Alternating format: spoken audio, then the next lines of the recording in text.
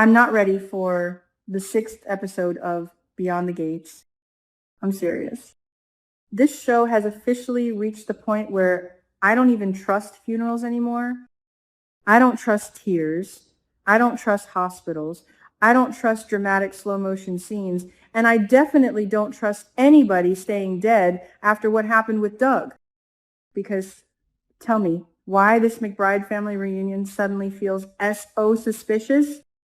Why does it feel like the writers are setting the stage for the most unhinged comeback ever? Is anybody else getting that feeling deep in their soul that Doug is somehow still alive? I swear, the moment they teased the McBride gathering, my brain immediately went, oh no, they're doing it. And honestly, if this turns out to be a fake death storyline, I might actually lose my mind in the best way possible. Because let's be real here, Doug's death never sat right with me. Never. It happened too fast, too clean, too convenient. And this show loves manipulating us emotionally before ripping the rug out from under us like psychopaths. That's literally what Beyond the Gates does every single week. They bait us into believing one thing, then boom, suddenly there's another layer, another betrayal, another secret alliance, another masked villain lurking in a hospital hallway like a horror movie character. And Doug's death has been haunting this story ever since September. I've been thinking about this nonstop because the more I replay everything in my head, the more suspicious it becomes. What if Doug planned all of this? What if the death itself was just part of a larger strategy? Because if Doug really is the impaler, oh my God, then this man may have orchestrated one of the most insane revenge plots we've ever seen on this show. And honestly, I kind of love it. I know, that sounds terrible. But listen, Joey needs a worthy opponent. I'm sorry, but he does. Joey has been operating like he owns the entire chessboard for way too long. He manipulates everyone, intimidates everyone, lies to everyone, and somehow keeps escaping consequences like a supervillain in a designer coat. It's infuriating. So the idea that Doug may have quietly survived and spent months building a trap behind the scenes, that is exactly the kind of chaotic energy I watch this show for. And can we talk about Vanessa for a second? Because I genuinely think Vanessa's betrayal may have transformed Doug completely. Maybe he wasn't originally this dark or calculating, but betrayal changes people. Humiliation changes people. Watching the woman you love fall into Joey's orbit. Watching lies pile up around you while nobody realizes what's really happening. That kind of pain can mutate into obsession real fast. And honestly, if Doug discovered the truth before everyone else, maybe he snapped. Maybe this wasn't just revenge. Maybe this became a mission. That's the terrifying part. Because if Doug faked his death, then every single thing afterward suddenly looks different. Everything. Every plasma move, every hidden attack, every leak, every ambush, every mysterious disappearance.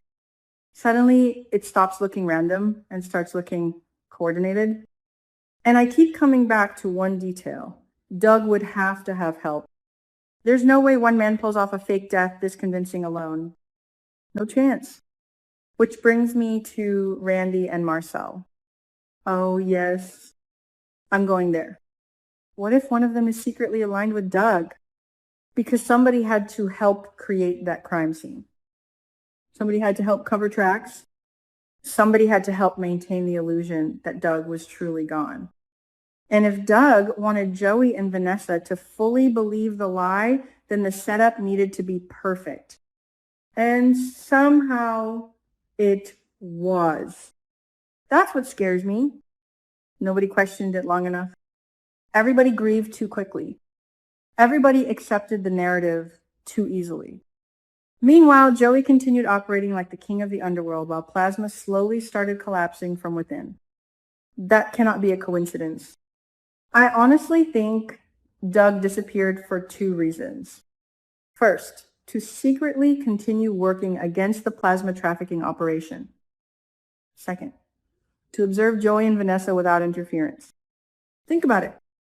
If Doug stayed alive publicly, Joey would have become cautious immediately. Vanessa would have hidden things. The entire organization would have tightened security.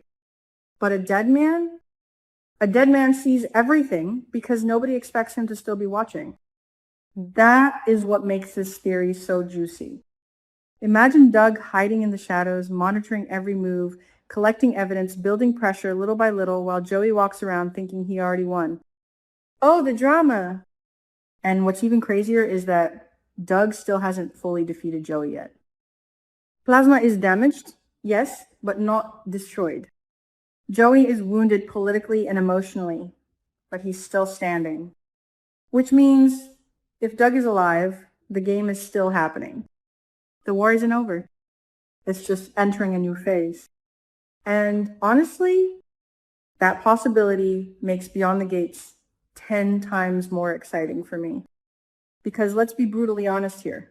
If Doug does not come back, then WHO is the impaler? Seriously. Whew. The show keeps teasing the shadow figure like some nightmare urban legend. Every clue leads somewhere, then suddenly disappears again. And now we're depending on Leah and Ren's interrogation to reveal answers? I don't trust that situation at all. Not even a little. In fact, I think people expecting Leah and Ren to expose the mastermind are setting themselves up for disappointment. Because what if they never even saw the real leader? That would make total sense. Lower-level operatives in secret organizations rarely meet the person at the top. Orders probably came through phones, coded messages, masked meetings, all controlled carefully to maintain secrecy. And honestly, the idea that the impaler only appears behind a mask somehow makes this entire storyline even creepier.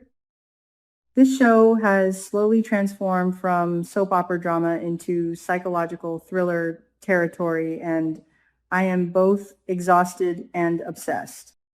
And now we need to talk about the theory that absolutely destroyed me emotionally. Leah dying before she can testify. Oh my God. I can completely see this happening. Picture it. Leah panicking, terrified, unstable, demanding medical treatment before being transferred back to police custody. Marcel thinks there's still time. Security relaxes for just a moment. Then, boom, the impaler strikes inside Garland Hospital. And let me tell you something. Garland Hospital feels horrifyingly unsafe right now. That place practically belongs to Plasma at this point. Their operations were embedded there for so long that it honestly feels like the impaler could walk through those halls without anybody noticing. That hospital has become a maze of secrets, corruption, hidden alliances, and fear. So if Leah actually knows the truth, she may never get the chance to say it. And that possibility is terrifying because it means the mystery survives longer. The paranoia survives longer. The audience keeps spiraling deeper into conspiracy theories, which, by the way, is exactly what this show wants from us. And I hate that it's working on me so well. Like, I'm over here connecting imaginary dots at 2 a.m. over fictional plasma traffickers. This show has taken over my brain.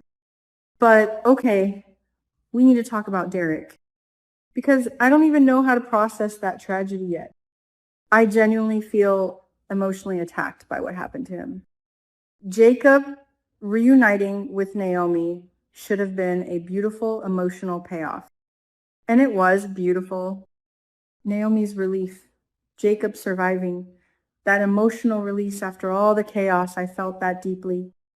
But then the show immediately ripped our hearts out through Derek. And the worst part, Derek died a hero. That bullet was meant for Jacob. Derek made a choice in a split second to protect somebody else, and it cost him everything. That kind of sacrifice always destroys me emotionally because it feels so painfully human. No grand speech, no dramatic miracle, just instinct. love, courage, and Ashley, don't even get me started on Ashley. Her grief shattered me. The fact that Derek's final words were still filled with love for her? Are you kidding me? Why would the writers do this to us? That scene felt cruel in the most effective possible way. Because Derek wasn't angry. He wasn't bitter. He didn't spend his last breath blaming the world. He loved Ashley until the very end. And somehow that makes it worse. Way worse. I swear, Beyond the Gates has become addicted to emotional violence. Every time I start recovering from one traumatic plot twist, they throw another emotional grenade directly into my living room. And Jacob's survivor guilt? Oh, that's going to be brutal. Because now Jacob has to live knowing Derek died saving him. That changes a person forever. You don't just move on from something like that. Every future moment Jacob experiences, every smile, every reunion, every victory will carry Derek's sacrifice behind it. That emotional weight could become one of the strongest storylines moving forward if the writers handle it correctly. And honestly, I hope they do. Because beneath all the chaos, all the conspiracies, all the fake deaths and plasma trafficking and masked villains, this show works best when it remembers the emotional consequences. That's why Derek's death hit so hard. It mattered. And now episode 6 feels like it's carrying all of this emotional pressure at once. The McBride reunion, Doug's possible return, the mystery of the Impaler, Leah potentially being silenced forever, Joey still manipulating everybody, Vanessa drowning in consequences, Jacob grieving Derek, Ashley falling apart emotionally. It's too much. And yet, somehow, I need more immediately. That's the toxic relationship I now have with Beyond the Gates.